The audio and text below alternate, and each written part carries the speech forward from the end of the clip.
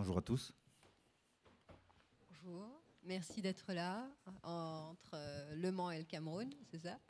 C'est ça, exactement. Je me présente, je suis Rodrigue Mock, je suis photographe, coordonnateur du projet 4x4 et directeur artistique de Globule Studio, un studio que j'ai monté au Cameroun il y a 5 ans. J'ai commencé la photographie en 2007-2008 et directement, je suis rentré dans le réseau des jeunes photographes africains. C'est-à-dire que très vite, sans avoir fait un parcours très long. Pourquoi? Parce que au Cameroun, c'était les anciens. Et moi, je suis vraiment de la génération de ceux qui ont fait un break avec les anciens. Parce que ce qui se passe, c'est généralement dans mon pays, c'est que à partir du moment où quelqu'un commence à être un professionnel, en fait, tous les cerveaux partent du pays. Donc, les vrais professionnels, ceux dont on cite les noms dans le pays, n'habitent déjà plus. Et on, généralement, on est obligé de chercher dans ceux qui sont encore là pour trouver une relève. Donc, c'est un peu comme ça que moi, en me formant dans le graphisme, dans les années 2008-2009, je suis rentré dans la photo parce que j'aimais ça, mais je n'osais pas pratiquer. Et généralement, comme je retouchais très bien les images, les gens autour de moi me disaient, mais il faudrait que tu t'intéresses un peu à la photo, parce que tout le temps, je critiquais les photos que j'avais à retoucher. Et je disais, mais pourquoi il n'a pas fait comme ça ou comme ça? Et on me disait, mais intéresse-toi à la photo. Alors moi, je n'osais pas parce que si vous voulez, chez nous, la photographie ne représentait pas un métier d'avenir. Donc j'avais un peu honte de rentrer chez moi et dire à ma mère que j'étais un photographe. Je savais que j'allais être déshérité très, très vite. Donc j'ai commencé à essayer un peu des choses avec l'Institut français où j'avais fait un stage notamment en 2009 et 2010. Et c'est vraiment à partir de ce moment-là que j'ai eu le déclic. Donc, le formateur que j'avais à cette époque-là me parlait tout le temps de ce qu'est la photo aujourd'hui, de qui sont les photographes, de montrer Yann Arthus Bertrand, des projets. Pour moi, la photographie se limitait à des personnes qui faisaient des belles images dans la rue. Et donc, j'ai vu quelque chose de grand, quelque chose d'accessible même. Et j'ai voulu faire ça. Donc en 2010, le WordPress Photo a fait un masterclass à Afrique qui se déroulait au Sénégal. Et il y avait quelques photographes africains, parmi lesquels, bon, après, moi, je ne savais pas où j'allais vraiment. J'avais postulé parce que l'Institut m'avait dit, bon, là, il va falloir qu'il n'y a personne qui a postulé, il va falloir que tu fasses quelque chose.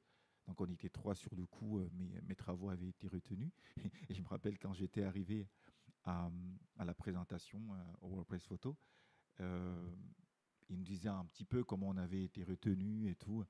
Et ils m'ont dit, bon, Rodrigue, on t'a retenu, c'était pour que tu viennes et qu'on te dise que ce que tu fais là, c'est de la merde. Arrête de La travailler monnaie de comme la ça. pièce. Voilà. Donc, euh, voilà. Donc depuis 2010, j'ai commencé un peu à rencontrer tout ce qui se passait en termes de professionnalisation de la photographie.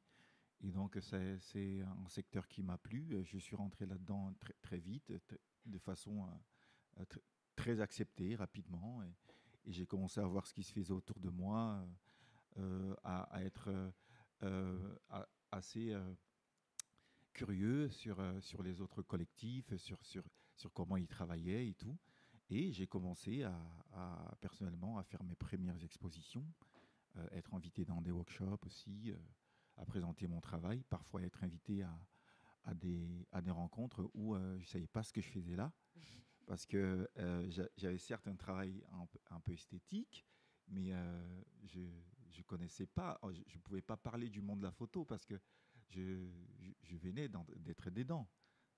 On me parlait de oui, alors tu es Camerounais, oui, tu connais Samuel Fosso, c'est qui?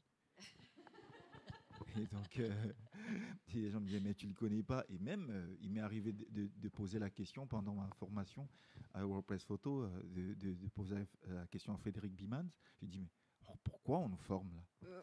Pourquoi on est dans des hôtels comme ça? Mais c'est juste pour la photo.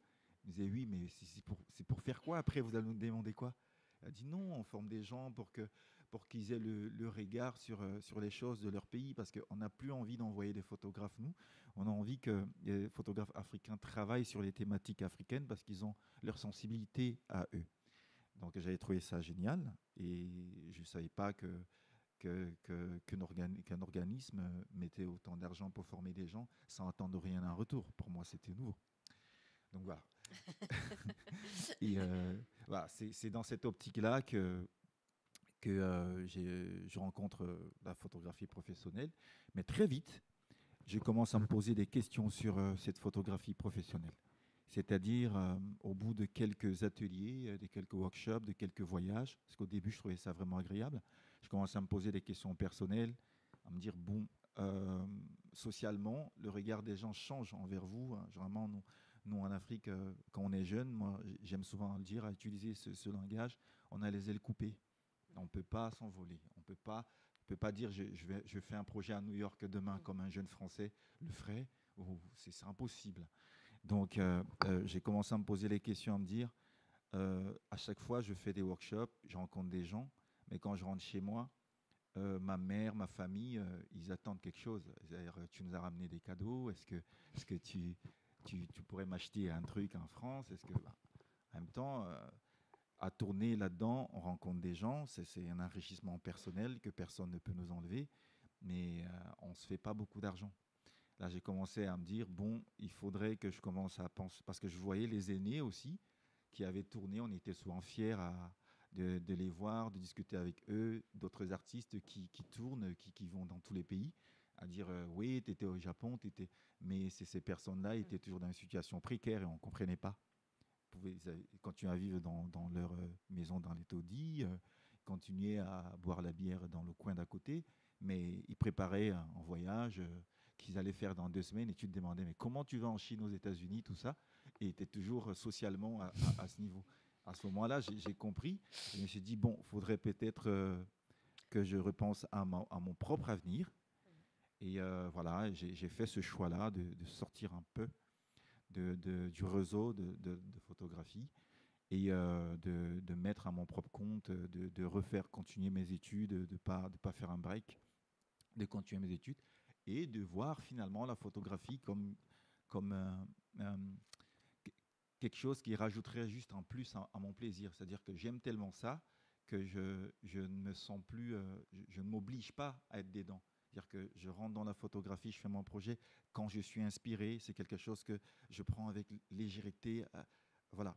Donc c'est Il n'y a plus plus, la pression, en fait. plus de pression. Voilà, la pression, elle est ailleurs aujourd'hui. Et le déclic, en fait, euh, moi, pour le déclic que j'ai eu avant de mettre en place le collectif Camera, a été les rencontres de Brazzaville. Si vous voulez, en 2011, j'étais invité à un workshop et une rencontre des collectifs à Brazzaville, organisé par le collectif Génération Elili. Et, et Jeanne Mercier et Baptiste de Ville-d'Avray animaient cet atelier-là, qui a duré, je ne sais pas, une quinzaine de jours. C'était ma première fois de voir les gens organisés, les jeunes organisés. Euh, j'ai très vite aimé la façon dont le collectif et Lily travaillaient. Ils étaient tous ensemble, ils se voyaient, ils faisaient des projets ensemble. Et moi, c'était nouveau pour moi qui vivais en Afrique. Il n'y avait pas ça dans mon pays. Donc je me suis décidé euh, de rentrer dans mon pays et de mettre en place le collectif Camera. Donc ça, notamment ici, c'est la fameuse rencontre Comment structurer un réseau de photographes en Afrique centrale qui était animée par Baptiste et Jeanne. Donc vous reconnaissez, il y a certainement des photographes que vous pouvez reconnaître, à l'instar d'Abdoulaye Bari, Baudouin Mwanda, Mesmé Niambodé, qui est président du collectif centrafricain. Voilà, et c'était toute l'Afrique centrale qui était représentée à ce collectif-là, et pour moi, c'était un honneur. Et je me suis dit, si je rentre au Cameroun, il faudrait que je fasse quelque chose. Je ne peux pas garder tout ça pour moi. Il faudrait que je le partage. Donc, revenu au Cameroun, je mets en place un collectif de photographes avec Landry Mbassi, Romuald Dikoumé, Patrick Nimpa, Menoba Abel, Mkale Yongapa. C'était des personnes qui avaient déjà un pied un peu dans la photographie et qui commençaient à travailler avec les organismes un peu à l'extérieur. Certaines avaient déjà l'expérience d'avoir voyagé, d'avoir rencontré des gens, faire des workshops et tout ça. Et c'était la raison pour laquelle j'avais sollicité ces gens-là pour qu'on monte un collectif. On a monté un collectif et c'était un peu à la hâte, j'avoue, parce qu'on a monté ça comme ça sans penser à des objectifs, sans penser à des projets qu'on pourrait avoir. Euh, C'était plutôt des photographes qui travaillent chacun de son côté, mais qui se disent, bon, on va se retrouver pour faire quelque chose, mais quand on se retrouvait, c'était pas forcément pour faire quelque chose, il n'y avait pas un échange technique. On parlait un peu de nos projets comme ça et de dire ce qu'on va faire dans le futur, mais c'est un futur qui n'arrivait jamais, si je voulais. Donc on parlait des choses, mais on n'était pas vraiment là pour... en fait, on était là pour dire chacun nos travaux, mais ce n'était pas pour les faire ensemble. Euh, Moi, j'ai eu un choix de vie juste après avoir monté le collectif. Je devais choisir d'aller vivre avec mon épouse et ma famille. Donc, j'ai pas abandonné le collectif, mais je n'y étais plus. Je ne pouvais plus être présent physiquement. Donc, j'ai commencé à habiter en France. Et le collectif est resté au Cameroun avec 1 milliard de problèmes. C'est-à-dire que ce qui s'est passé, c'est vraiment le piège des collectifs. C'est-à-dire qu'on est ensemble, on crée un groupe. Et lorsqu'on a créé ces groupes-là, normalement, on doit s'ouvrir, mais plutôt on se renferme. C'est-à-dire que dès qu'il y avait quelqu'un qui était nouveau, qui venait dans le collectif, les anciens photographes disaient, mais non, montre-nous tes travaux d'abord. Et quand le gars montrait les travaux qui n'étaient pas à leur goût, ils disaient, ah non, non, on ne prend pas quelqu'un comme ça dans le collectif. Donc pour eux, c'était un groupe de personnes avec des travaux esthétiquement qui parlaient déjà, qui avaient... alors que normalement, quand on dit collectif, c'est aussi des gens qui veulent apprendre quelque chose. Donc on mettait la charrue avant les bœufs et l'acceptation des autres n'était pas toujours comme il fallait. Donc il y a eu un problème avec le collectif et c'est en discutant dernièrement avec mes homologues de Brazza que j'ai compris qu'on avait eu les mêmes problèmes. Si vous voulez, les collectifs ont des problèmes dans ce sens-là que quand on est jeune en Afrique, euh, comment dire, l'Afrique est pauvre. Et l'Afrique est pauvre, la précarité fait en sorte que on réfléchit déjà d'abord pour soi, en général. Donc même quand on est dans un collectif, vous savez bien, on peut être plusieurs ici et tout le monde n'a pas la même sensibilité dans le travail et chacun a sa créativité qui est à part. Euh, Quand on invite le collectif quelque part, c'est jamais tout le monde. C'est par exemple toujours un leader, quelqu'un qui a des travaux un peu poussés, et ce leader-là sera toujours invité et ça commence à susciter des jalousies. Pourquoi c'est toujours lui? Pourquoi nous, on ne peut pas y aller? Et vous savez, comme moi, ceux qui connaissent un peu le réseau de photographie en Afrique, quand c'est une personne, ça peut être la même personne sur 10 ans ou sur 20 ans. L'Europe ne veut pas réfléchir, n'a pas le temps des fois pour chercher, parce que généralement ce qui fait vivre les collectifs, c'est aussi le regard de l'Europe. Ça, il faut que je vous le dise. En Afrique, les institutions ne s'occupent pas. Elles peinent beaucoup, en tout cas, à s'occuper. Voilà. Ouais, Donc, ça crée des problèmes forcément quand l'Europe invite toujours qu'une ou deux personnes, toujours sur les mêmes Sur le travaux, même projet. Mhm. ça peut créer des... Voilà. Et voilà, j'ai écrit par exemple ici que les problèmes il y a la monotonie, hein, c'est-à-dire qu'on ne fait rien, on a presque rien à faire, parce qu'il faut aussi savoir que l'environnement photographique en Afrique, c'est très compliqué de photographier. Vous photographiez, mais vous photographiez quoi? Si vous sortez faire un projet dans la rue, il n'est pas trop permis de photographier n'importe quoi dans la rue. Mais ça, il faut le savoir, parce que des fois, il n'est pas écrit, vous ne le savez pas. On dit il y a une loi qui interdit de photographier les bâtiments. Alors vous avez juste envie de montrer un bâtiment historique. Et surtout, je prends l'exemple du Cameroun, en ce moment, il y a une guerre interne. Et c'est une guerre qui oppose le côté anglophone au côté francophone, hein. Et du coup, à chaque fois que vous êtes en train de faire une photo, on ne sait pas pour quel camp vous faites cette photo-là. Et d'un camp comme de l'autre, vous pouvez être pris à... Vous êtes mal vu partout, en Vous êtes fait. mal vu. Mm. Donc, si vous voulez, pour travailler, les artistes sont parfois obligés d'essayer de se créer leur univers. Donc, d'où l'importance de très vite se mettre ensemble pour pallier à ces problèmes. Donc, voilà. Il n'y a pas de cadre juridique ni de cadre structurel, des fois, sur tout ce qui est photographie. L'art en général, ça peine. Mais quand on dit l'art, chez nous, c'est plus peut-être l'artisanat, de l'art plastique, de la musique, des choses que les gens y voient très vite. Mais la photographie n'est pas souvent considérée comme un art, c'est plus dans la communication. C'est-à-dire que c'est entre deux. On ne sait pas trop si, quand vous êtes photographe, vous êtes plus dans la communication ou vous êtes plus un artiste. Donc ça, à voir. Ce qui fait en sorte que le photographe ne vit pas de son art. Et j'ai bien notifié, c'est le constat qu'on a fait en créant des collectifs, que à la fin, ce qui se passait, c'est que les photographes n'en vivaient pas. Donc, l'idée, c'était de repenser les collectifs et surtout de faire en sorte que les collectifs aient des projets. Donc, c'est pour répondre à ces problèmes-là que nous avons mis en place le projet 4x4. Le projet 4x4, c'est quoi? Le projet 4x4, on a voulu penser à une sorte de plateforme interactive euh, qui pourrait être un tremplin pour beaucoup de jeunes.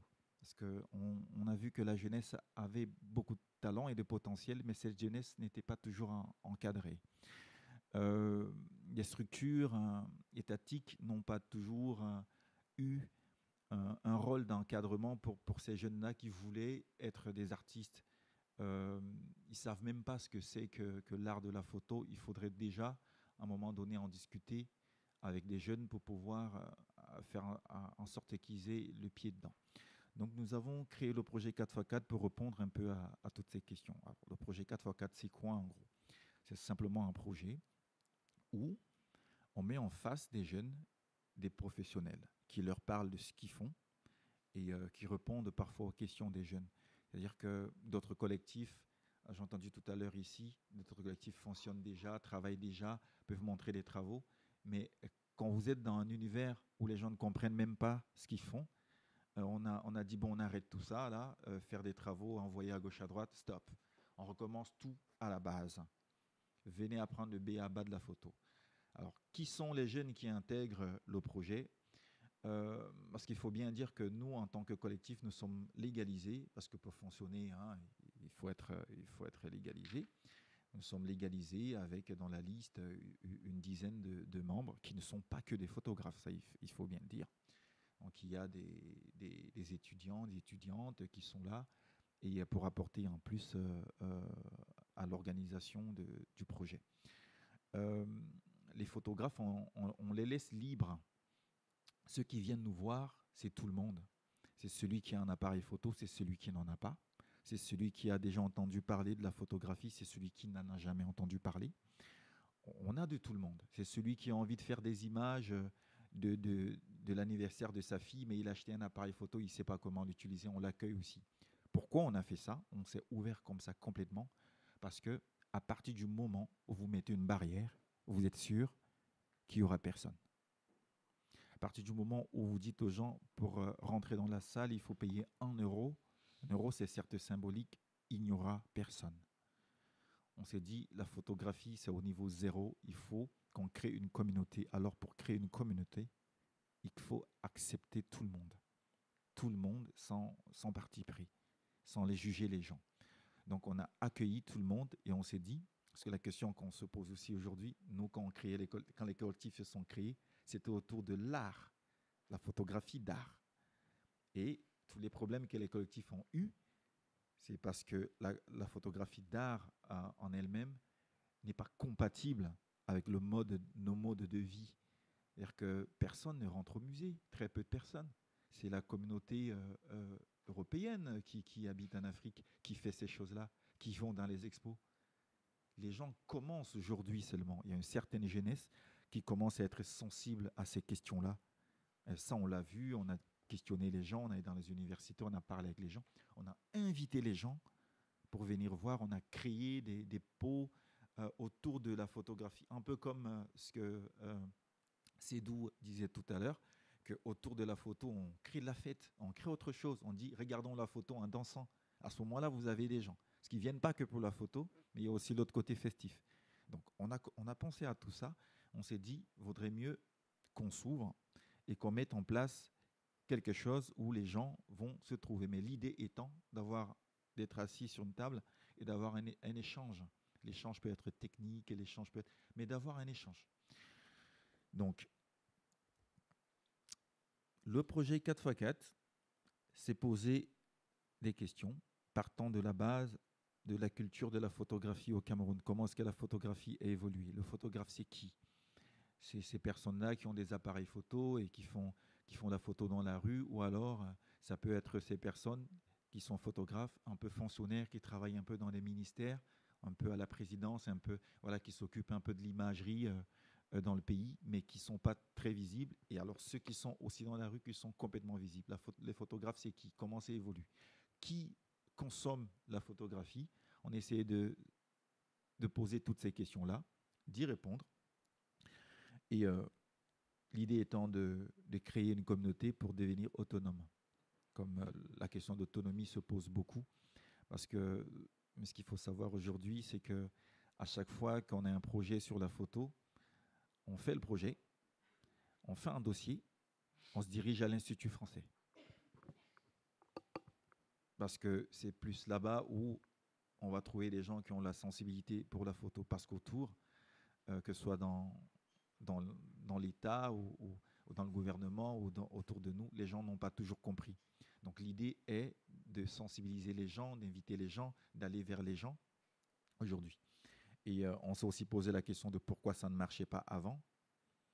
C'est parce que, comme je disais tout à l'heure, les collectifs ont été créés sur le concept de l'art.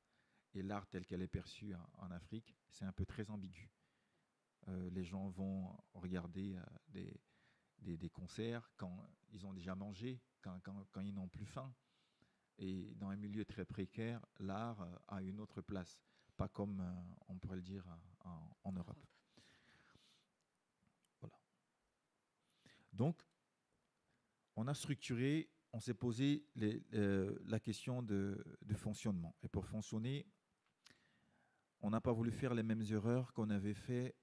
On a commencé à structurer le projet. Structurer le projet voudrait dire créer des équipes dynamiques qui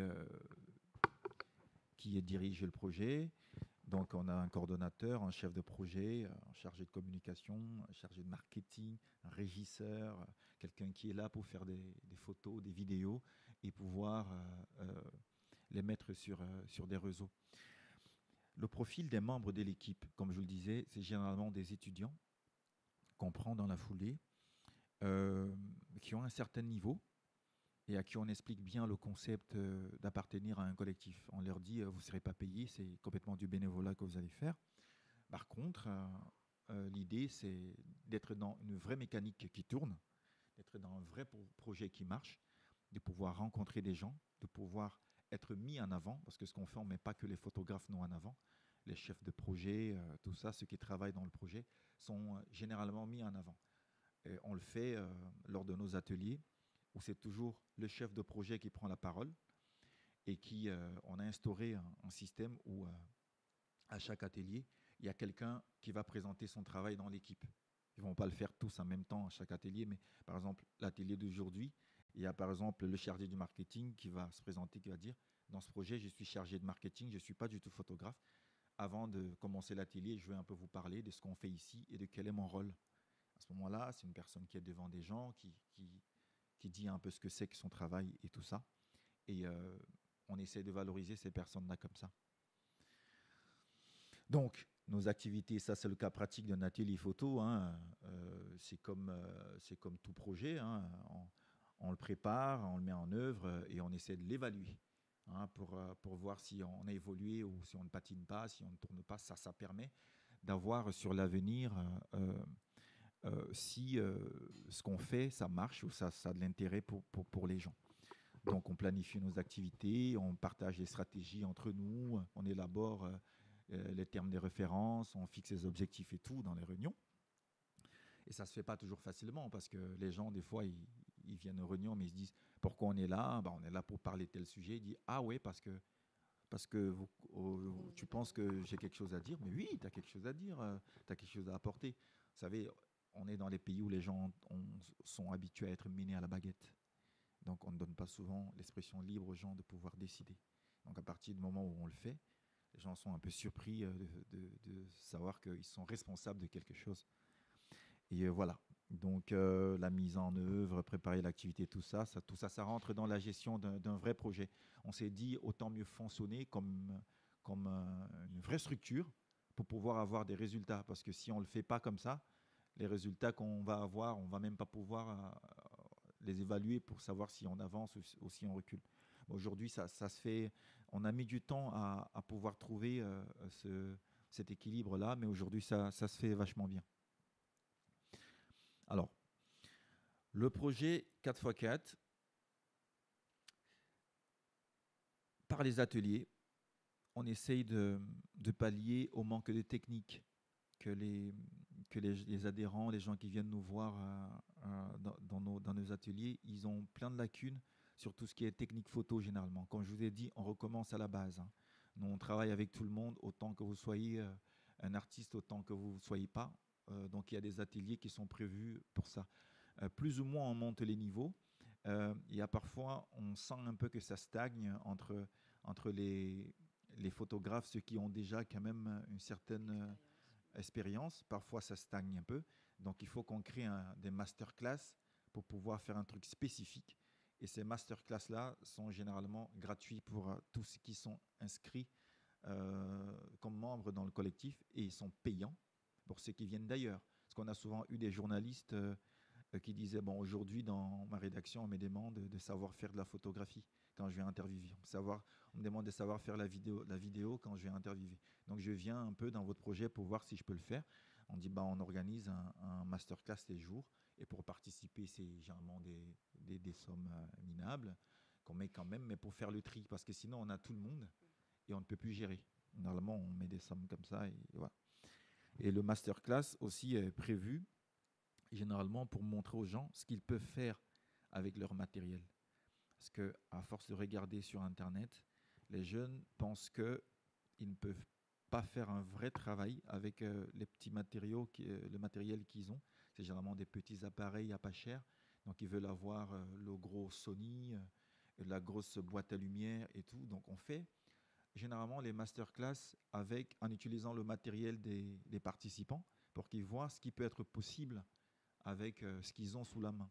Donc, par exemple, ici, vous voyez cette photo-là, c'est un masterclass que j'ai fait en février dernier à Douala, où je suis allé sans matériel. Ils étaient étonnés de me voir. Ils me disaient, mais on va travailler sur quoi? Mais je dis, je vous ai dit de ramener vos appareils photo. T'as quoi comme appareil? Ah, j'ai un D7000. Ok, on va faire une photo avec un D7000. J'ai dit, prenez un arrière-plan. Vous voyez, par exemple, sur la deuxième photo ici, il y a un modèle qui pose avec un arrière-plan qui est juste un drap, un tissu tendu. Et après, vous voyez le résultat qu'on peut avoir en termes de retouches, un peu technique. Parce que ce qu'il faut dire, c'est qu'on a beaucoup de profils différents dans les personnes qui viennent à nos ateliers. Il y a certaines qui n'ont rien à faire avec la photographie artistique. Ça leur dit même rien du tout. Ils veulent même pas être des artistes. Ils viennent poser, la question qui se pose aujourd'hui, c'est oui, grand frère, je viens là, je sais pas, j'ai envie de monter mon studio. Est-ce que tu peux m'aider sur le matériel? Et on a à 80%, les photographes viennent que pour ces concepts-là. On en parlait hier avec Seydou. Et ça s'appelle shooting. Et c'est le nouveau concept. Quand vous dites à un client, je te fais un shooting, il est prêt à payer plus. Hein. Parce que aujourd'hui, voilà comment les clients se comportent. Quelqu'un va sur Internet, il télécharge toutes les photos des grands photographes dans des studios, tu vois, des photos de mode, des photos beauté, des portraits super léchés. Et il vient te montrer, dit, on m'a dit que tu es photographe, est-ce que tu peux faire ça? Très vite, le photographe de la rue est un peu paumé. Il dit oui, mais ça va pas être exactement comme ça parce qu'il ne connaît pas les outils, il ne connaît pas les techniques de retouche. Et donc, il y a ceux qui maîtrisent plus ces techniques aujourd'hui, mais ça, on en rigole, mais ceux qui maîtrisent ces techniques sont en train d'être des vrais entrepreneurs aujourd'hui en Afrique. Ces jeunes-là sont en train de sortir la tête de l'eau, à monter des studios. Nous, on a eu certaines personnes qui venaient à nos ateliers en 3 ans. Ces personnes-là se sont complètement transformées, acheté une voiture, loué des locaux plus grands pour ouvrir un studio. À chaque fois, moi, quand je viens en France, les gens me demandent, est-ce que tu peux me ramener un appareil photo? Je dis aux jeunes, oui, ça dépend, un petit appareil. Moi, je m'attends à que le gars, il va me ramener genre 300 euros ou limite 500 euros pour que je ramène un appareil entre deux. Non, mais le mec, il arrive avec 2000 euros. J'ai dit, mais moi, je ne savais pas que toi, tu as 2000 euros. Il me dit, oui, je veux le dernier Sony A3. Je dis, mais comment que tu fais pour avoir de l'argent? Oui, monsieur Rodrigue, est-ce que vous pouvez me ramener un MacBook? Je dis, ouais, je vais regarder dans les occasions. Ah non, non, je veux un vrai MacBook neuf. Et là, vous dites, ah oui, ça rapporte. Donc, il y a des jeunes qui font des mariages. Moi, je me rappelle que la première fois où on a fait un atelier mariage avec un photographe connu qui fait des mariages partout, et un jour, je me suis dit, mais pourquoi pas? J'ai osé, mais j'ai longtemps réfléchi avant de passer le pas. Et quand on a mis les affiches qu'il allait faire cet atelier, j'ai eu des mots, des gens m'ont écrit pour dire Rodrigue, c'est n'importe quoi, c'est quoi déjà dans nos ateliers, le mariage, n'importe quoi, après ça va devenir quoi? J'aurais dit, mais posez-vous la question. C'était l'atelier le plus rempli. Et ça, je vous dis, il y avait des gens, je ne les avais jamais vus, mais ils sont venus à cet atelier-là. Pourquoi? Parce qu'on ne se pose pas la question de comment vit un photographe quand il n'expose pas, quand il ne va pas d'un workshop, quand il n'est pas invité en France. Voilà. Comment il vit tous les jours? Comment il gagne sa vie? Et c'est aujourd'hui, ça nous a permis de nous questionner sur ces aspects-là et de pouvoir trouver des solutions en disant, on va faire un atelier. OK, nous, on veut des photographes, certes artistes. On va appeler tout le monde. On va faire l'atelier que les gens y veulent, mais on va voir des gens qui sont plus sensibles. Qui ont du potentiel. Voilà, généralement, on en trouve. Hein, ça, c'est par exemple une affiche de masterclass qu'on fait. Généralement, on sait qu'on aura 10 personnes.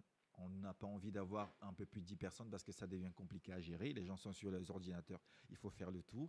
Donc du coup, on essaye de mettre une somme tout en sachant qu'il y a des gens qui vont dire oui, je serai là, mais ils ne vont pas la payer. Et on sait bien que ça nous permettrait très vite d'arriver à notre résultat. Voilà, ça c'est un exemple de masterclass. Alors, nos ateliers. Qui fait les ateliers au projet 4x4? C'est généralement, les photographes sont triés dans le volet par rapport à leurs expériences et à leur technique. Donc, on va les voir, on discute avec eux sur le contenu de l'atelier qu'ils peuvent faire. Généralement, on peut laisser libre choix aux moniteurs de choisir dans le domaine dans lequel ils sont le plus à l'aise, parce que ce qu'il faut savoir, c'est que ces personnes ne sont pas payées. Donc, on n'a pas un contrat avec eux. Donc, ils sont déjà gentils d'accepter. Certes, on leur donne un petit per diem pour se déplacer un petit peu, mais ça reste vraiment du bénévolat. Et ce qu'on s'est dit aussi pour attirer du monde, c'est de pouvoir mettre en scène euh, les, les moniteurs comme des stars. C'est-à-dire qu'on crée nos stars à nous, qui sont dans la communauté, avec leurs affiches. Je me rappelle des fois, il y a certaines qui me disent: ah ouais, l'affiche est trop belle. Je l'ai montré à mon épouse, qui l'a partagée. J'ai montré à ma famille. Les gens m'ont dit bravo, parce qu'ils voient les logos en bas, ils voient Institut français. Ils disent: ah ouais, toi, tu commences à faire des ateliers à l'Institut français et tout. Mais tu vois, ça valorise un petit peu ces personnes-là qui n'ont jamais été valorisées, parce que la photographie n'est pas considérée. Donc, du coup, on leur donne une visibilité sur nos réseaux, sur les plateformes de photos. Il y a 1000 vues, et ça clique de partout, et la personne commence aussi à être connue comme ça. Ça donne une certaine crédibilité aux travaux que ces personnes font. Donc, depuis 5 ans, on en a fait au moins 80 des ateliers. Parce que ce qu'il faut savoir, c'est qu'en moyenne, on fait 2 ateliers par mois. Et généralement sur 10 mois. On a 2 mois un peu de repos entre novembre et décembre. À l'issue de ces ateliers, euh, nous organisons des expositions collectives.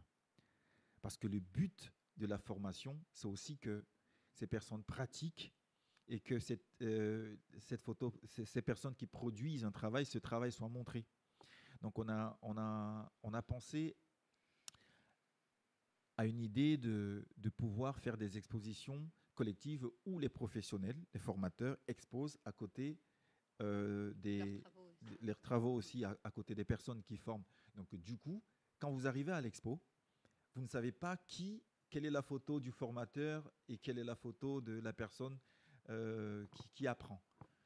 Parce que les travaux des gens sont triés dans le volet, on laisse les thématiques libres, parce qu'on juge que à ce niveau-là, on ne peut pas encore imposer des thématiques aux gens. On laisse les thématiques libres aux photographes. On leur dit travaillez selon votre sensibilité. Et les gens, ils font des travaux qu'on suit, qu'on regarde de près, en disant ouais, tu aurais peut-être pu faire ça, ou pu faire un peu comme ça, retourne un peu pour montrer un petit peu tel côté. On essaye de lever la pertinence dans les travaux des photographes. Donc on est à 6 expositions aujourd'hui. On en fait pratiquement une tous les ans. Et vous exposez où dans l'ensemble? Alors, on expose à l'Institut français qui nous prête les locaux. Et aussi, on a parfois, quand les expositions marchent bien, on a des invitations d'exposer dans des hôtels. On a exposé parfois au Hilton, parfois à l'Institut de Douala, ou parfois dans les établissements. On crée des halls dans les établissements pour montrer les travaux qu'on fait. Et parfois, c'est généralement les ambassades aussi, les grosses ONG, Union européenne, Banque mondiale. On expose dans ces lieux-là. Bon, après, il n'y a que nous qui avons des travaux, qui montrons nos travaux, parce que parfois, ces institutions cherchent des photographes et ils ne les trouvent pas. Et depuis que nous, on commence à être connus, par ricochet, on commence aussi à faire des prestations pour les organismes. Moi, par exemple, ma boîte de création visuelle, Globule Studio, je suis pratiquement aujourd'hui devenu la référence en photographie d'aide au développement. Parce que comme on travaille beaucoup dans l'aide au développement avec les ONG, bah, ils ont souvent besoin de photographes pour montrer ce qu'ils font sur le terrain. Et parfois, moi, quand je ne peux pas le faire, j'envoie des gens qui travaillent avec l'Agence française de développement, l'ambassade de France, la Banque mondiale. Toutes ces structures-là, à nous, aujourd'hui, ils demandent des photographes qui les accompagnent dans leur mission. Et du coup, c'est valorisant pour les jeunes qui prennent un avion pour leur première fois, qui se déplacent, qui sont dans un hôtel pour leur première fois de leur vie. Voilà, ça, on essaye de partager un peu l'expérience par tout le monde. Donc, les gens qui visitent nos ateliers par an, on en a au moins 700. C'est-à-dire que des gens qui viennent une fois ou deux, ou tout le temps. Et il y a aussi ces personnes qui vont venir juste parce qu'un atelier, la thématique de l'atelier est plus intéressante. Donc, ils vont venir pour prendre quelque chose, parfois pas pour donner. Et ça, on le sait aussi. Voilà. Donc, l'appartenance venir au projet 4x4 n'oblige personne à être inscrit dans le collectif. Parce que notre idée première, c'est de ne pas nous embarrasser avec la question de gérer l'association. En fait, on préfère être focus sur un projet, produire quelque chose, que d'être là dans la dynamique d'association. Parfois, ça cache un peu le côté production de travail photo. Les interactions, on en a 20 000 sur tous nos différents sites ou quoi. Donc voilà, ça c'est l'exemple de la dernière exposition qu'on a fait à Yaoundé. Et à gauche, c'est le chef de projet. À droite, c'est une grande photo. C'est un des photographes, parce que parmi les photographes qui exposent, il y a certaines qui sortent un peu du lot avec des travaux un peu plus construits, des thématiques un peu plus fortes. Et ces photographes-là sont généralement un peu plus mis en avant parce qu'ils prennent leurs travaux au sérieux. Georges Tankam, notamment, que vous voyez à droite, un jeune photographe qui est venu me voir il y a quelques années. Quand je suis rentré au Cameroun, on a fait quelques ateliers et tout. Et c'est un jeune qui est à la faculté et à la faculté de Yaoundé en biochimie. Et je me rappelle être venu me voir et il m'a dit je voulais parler avec vous sérieusement. Je pensais qu'il avait des problèmes d'argent, des problèmes de famille, tout ça. Et il m'a dit il faut que je peux passer au bureau. Il était très sérieux et il m'a dit Monsieur Rodrigue, mes parents m'ont donné de l'argent pour faire un concours public, pour être professeur ou quoi. J'ai pas envie de le faire et j'ai pas payé les frais de concours. L'argent, je l'ai gardé dans l'enveloppe depuis 2 mois parce que je réfléchis. Je veux me lancer dans la photo. Et là, j'ai regardé. Je vous rassure, j'ai pas su quoi lui dire. Alors, qu'est-ce que eux, ils mettent des espoirs en moi parce qu'ils voient comment j'ai fonctionné. Mais est-ce que pour moi, ce serait logique de dire à un étudiant lance-toi dans la photo et laisse tout ce qu'il y a autour, tout en sachant que la photographie, c'est un domaine vraiment précaire. Ça, je le sais. Et je leur dis, mais en leur donnant un espoir, en disant, oui, mais vous pouvez, oui, mais vous pouvez. Parfois, il y a des choses dont moi-même, personnellement, je n'y crois pas beaucoup. Mais sauf que, voilà, et je me suis dit, là, la réponse que je vais lui donner va engager son avenir. Qu'est-ce que je réponds à ces jeunes-là qui me dit j'ai envie de tout lâcher pour faire la photo. Je dis ouais, mais est-ce que tu pourrais pas faire d'abord un peu les deux, comme ça à un moment tu pourrais choisir. Non, j'ai déjà fait ça, j'ai fait ça. Je pense que je peux me lancer. Je pense et là, franchement, j'ai eu un peu ce jour-là, j'ai pas passé une bonne nuit. Je me suis questionné. Voilà, sur la réponse que je lui avais donnée. Donc, je voulais partager avec vous un projet parce que tous les ans, on essaie de faire un projet artistique mais commun pour que les jeunes voient en fait le côté artistique de la photo. Cette photo qu'on fait pas pour attendre quelque chose, cette photo qu'on fait pour montrer, ces travaux qu'on fait généralement sur une thématique pensée. On se dit, j'ai pensé à telle thématique, je vais travailler dessus et je vais voir ce que ça donne. Mais l'idée, c'est de la montrer, c'est de créer une réflexion autour. Et parfois, ces jeunes-là, on prend les jeunes dans le volet, ceux qui veulent approfondir leurs connaissances.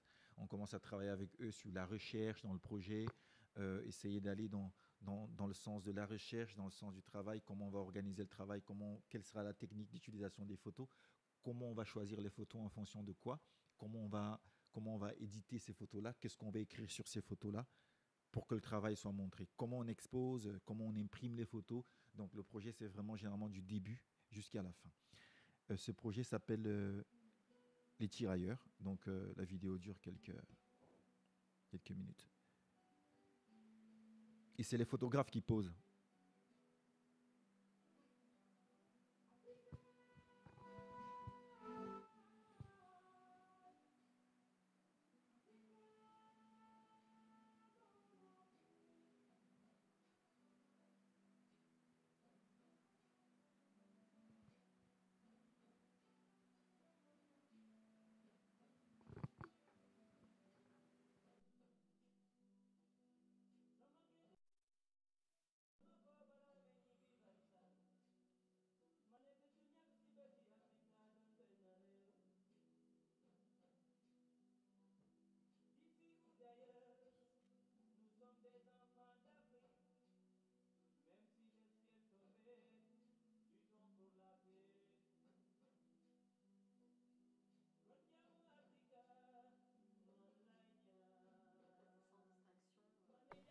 collaborateurs et apprentis, en Oui. fait, qui travaillent ensemble. Ouais. Donc c'est en même temps un atelier. Et l'atelier vise à fabriquer un projet qu'on va exposer en fin d'année. Donc tout le monde participe, tout le monde fait les photos.